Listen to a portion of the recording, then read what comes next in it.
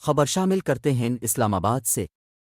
کوئی شخص اپنی مرضی سے جنس تبدیل نہیں کر سکتا، شرعی عدالت کا فیصلہ۔ وفاقی شرعی عدالت نے خواجہ سرا ایکٹ کے خلاف دائر درخواستوں پر فیصلہ سنا دیا۔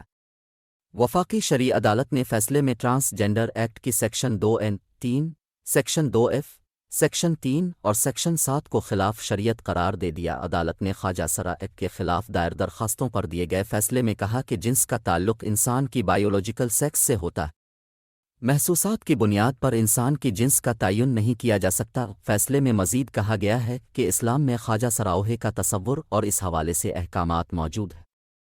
اسلام خواجہ سراؤں کو تمام بنیادی حقوق فراہم کرتا ہے۔ ٹرانس جینڈر ایکٹ کی سیکشن 2(n) شریعت کے خلاف نہیں، خواجہ سرا تمام بنیادوں حقوق کے مستحق ہے جو آئین میں درج ہے۔ عدالت نے فیصلے میں کہا کہ کوئی شخص اپنی مرضی سے جنس تبدیل نہیں کر سکتا۔ خواجہ سراؤں کی جنس کا تعین جسمانی اثرات پر غالب ہونے پر کیا جائے گا۔ جس پر مرد کے اثرات غالب ہیں وہ مرد خواجہ سرا تصور ہوگا۔ شریعت کسی کو نامرد ہو کر جنس کی تبدیلی کی اجازت نہیں دیتی۔